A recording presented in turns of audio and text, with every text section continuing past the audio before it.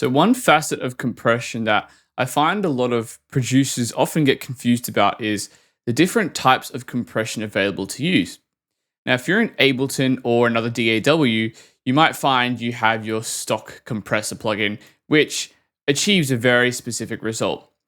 If you know how compression works, which this video won't cover, you basically dial in the ratio, the threshold, attack, release, and maybe some gain to control the dynamics of the sound and even it out over time. But there are other types of compressors, such as the Glue Compressor in Ableton, and they have very similar controls, but if so, why would I want to use one over the other? Well, I'm going to jump into that in this video.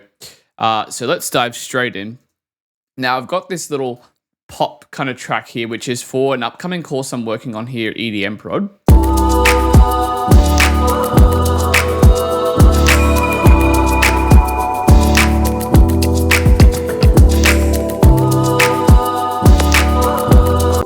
You get the point here. And it's a drum programming course. So one thing I've been focusing on for this particular track is the drums. There's a lot of different layers and different audio and MIDI tracks doing different things. Anyway, now glue compression or the glue compressor is specifically designed to be used on a bus. So let's just drag it on here. Now, this Ableton one here, the glue compressor, is designed in collaboration with Cytomic, which is a company that makes really good analog emulations. They have another standalone plugin called The Glue, which is basically this plugin in a VST or AU format you can use in any DAW. So what it does is it models the SSL bus compressor on the SSL mixing consoles, which, as you may know, has analog components. It sounds really nice and different, and it's got a lot of what we call program dependency, which means the audio coming in will make the compressor react in different ways and add different types of coloration. And the way that the knobs are set aren't necessarily always a linear relationship. So even though the ratio may say 4, the analog circuitry in a physical compressor might, have inconsistencies in it and stuff like that, which just add little bits of interest to the sound. Whereas the standard compressor will just add in a kind of what you hear is what you get. It's not adding any sort of analog coloration to the sound. Anyway, so what we're going to do here is we're going to apply this to the drums. Now, I have my default compressor set a little different to the default when you first use it in Ableton. So I have my attack set to 30 so we can let a lot of those transients through. And the release set pretty fast here, about 200 milliseconds. We're going to start off with a ratio of 2, and we'll just bring back this threshold as we play the drums here. I'm just going to solo them for us so we can really specifically hear the effect.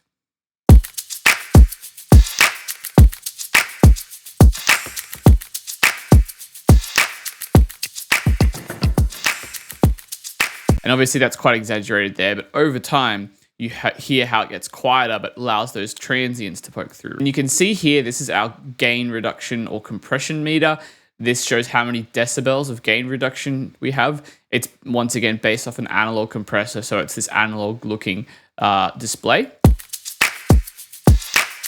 Now, this is useful because we can identify how many dBs we're pushing the signal down by, and then use the makeup gain to kind of compensate both based on both what we hear and what we see. We don't want to just rely on this meter. So let's bring up the makeup gain a bit. And let's just turn it off and on to hear the difference.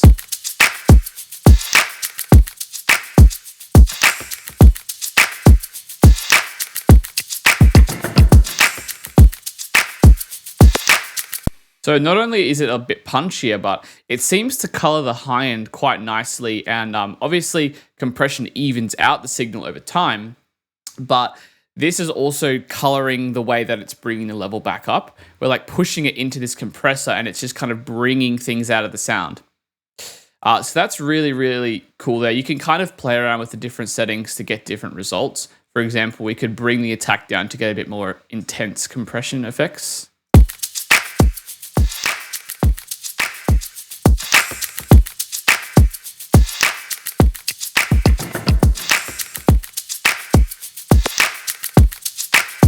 I find 10's kind of good for drums. I normally wouldn't go any lower than 3 because then the transients kind of start to get a bit too squashed for my liking. 100 milliseconds can be a bit pumpy if you really push it.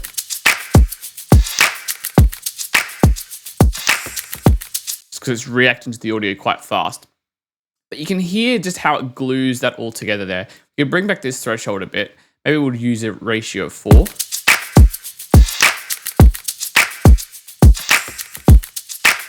Everything just sounds and sits a lot nicer in the mix there. Now we can blend this effect back with the dry wet as well, just so we can blend it with the original kind of less compressed signal and get a more natural effect. And we also got this soft clipping effect, which basically, if there's any clipping before the compressor, it stops it before it goes into the compressor. And it allows you basically to not, get any sort of harsh clipping sounds. It basically emulates the analog circuitry in the sense that it allows the signal not to get any harsh distortion. So that's really, really cool there.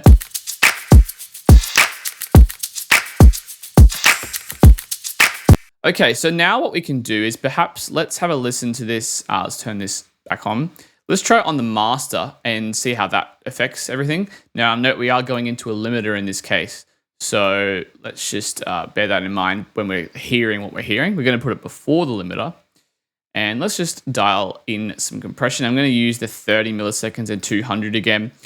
This is a very standard setting for glue compression, specifically on this, any SSL emulation or anything like that, because it sounds quite transparent, but still adds a nice coloration to the sound and just has that gluing effect, which is really subtle. Normally I use a ratio of 2, 4 maybe on like a bus, but on the master, I'd probably never use more than 2. So let's just bring this down and hear how it's affecting the whole track.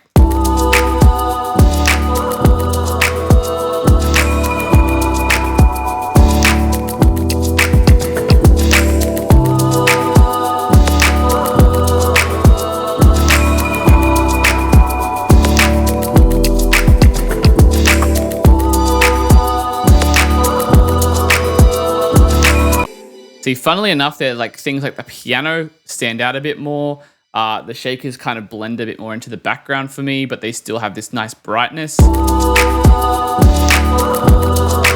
think it's because all the other high-end kind of elements are brought up around it. And you can hear that it actually just gels everything really together quite nicely. Now we can actually limit the amount of compression that's being applied with this range knob, which is kind of cool. It just scales back the amount of gain reduction. I'm not going to use it in this case, but if you do ever want to have that effect, it is possible to use it, which is cool. So I really like using it in both these contexts. Now you're welcome to use it on other types of buses and stuff like that. For example, you could use it on your basses or your instruments. I do find particularly the glue compressor sounds nice on the drums and the master. I wouldn't maybe necessarily use it as intense as this on other buses, or I might opt for another compressor depending on what I'm going for. But let's actually compare these results now. I'm going to go and turn off the glue compressor on the master and just reference the same settings on our drums bus with a normal compressor so you can hear the coloration that's being added. So let's disable this. I'm going to add a compressor with the exact same settings. So we're going to use 10 milliseconds of attack. We're going to use 100 milliseconds of release. Actually, we might use 200 here because that's the original settings we had. We're going to add 5.4 of output gain. We'll bring up the dry wet to 100 so we can hear the effect here. We'll also go negative 14.9. We'll set the threshold to, ratio to 4 and the threshold to negative 14.9. Cool. We'll leave it on peak mode. We'll also kind of use the standard knee. The knee will affect the sound of the compression. We're not going to have too soft of a knee, otherwise we won't really hear the compression acting so rapidly. Might bring this down to say 3, and we won't add any look ahead, so we can be as unbiased as possible. So now what we'll do is we'll turn both these on. I'm going to group these, put one in another chain. Then we can turn them both off and just solo both chains and hear what's actually going on. So I'm going to name this glue. I'm going to name this clean. And we'll be able to hear the transparent compressor versus the glue compressor and hear how it actually affects the sound. Let's start with the glue compressor.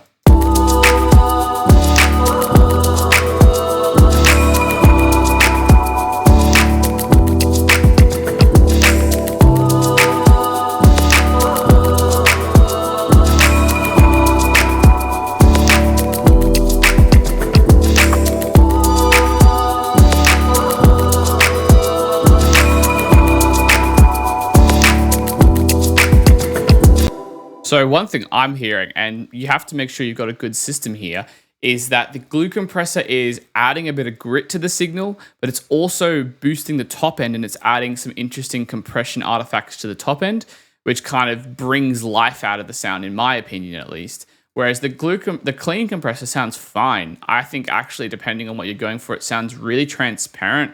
It sounds like it's doing its job. It doesn't sound bad, unlike what a lot of people might have you think. Like, clean compression isn't bad. It's just doing the job you're wanting it to, which is the whole purpose. It's just not adding any coloration, which if you're trying to get an analog feel or you're trying to get a more like well-rounded track, might not be what you're going for. But if you're just wanting general dynamic control, for example, if your drums, even on the bus level, had just like really bad dynamics, you might want to use a clean compressor and then even a glue compressor for different reasons. So that's what I'm hearing there. I'll just give you one more A/B so you can listen to it once more.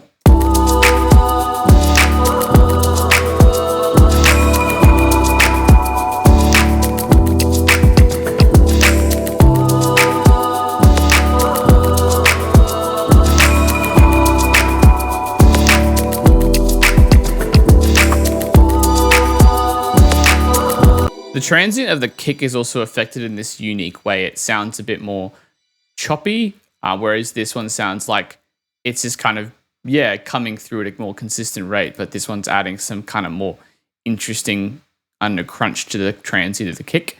Anyway, that's just how I see it. What I'm going to do now is turn off the glue compressor on the master. I'm going to copy this audio effect track over to the master, and we can hear the same effect at a master level. We'll just adjust the settings so that we have a 30 millisecond attack rather than a 10 millisecond. I think that'll just sound a bit nicer, and we'll bring this ratio down to 2. And we'll also just adjust the threshold to see. Yeah, that'll be pretty fair there. That's quite a bit of gain reduction, so we'll be able to get a good idea of how this is affecting the sound. So let's give it a listen.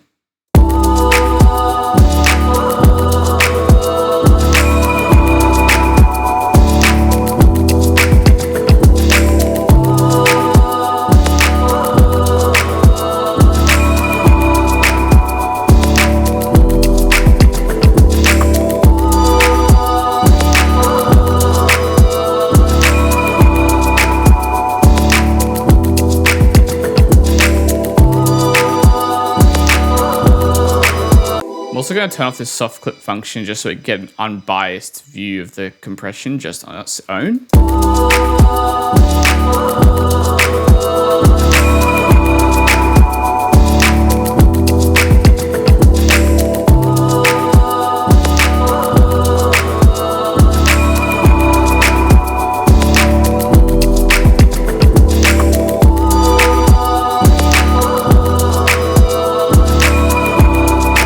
So in this case, it actually seems that the clean compressor is bringing out more of everything.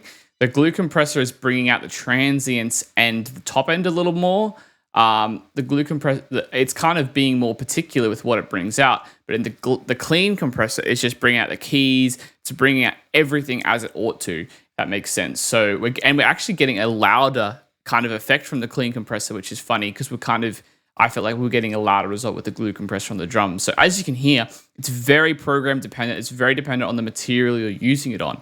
But I kind of like the effect.